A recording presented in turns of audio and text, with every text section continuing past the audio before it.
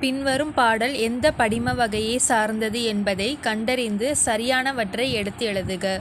யானை தன் வாய் நின்ற கொண்ட வலிதேம்பு தடக்கை குன்று புகு பாம்பின் தோன்றும். மெய்ப்படிமம்.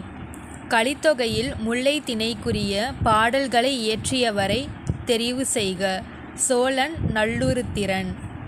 சிதவல் இச்சொல்லின் பொருள். தலைப்பாகை. தெம்மாங்கு பிரித்து எழுதுக. தேன் கூட்டல் பாங்கு. எள்ளில் தைலம் போல் எங்கும் நிறைபொருளை உள்ளில் துதித்தே உணர்வடைந்து போற்றீரே.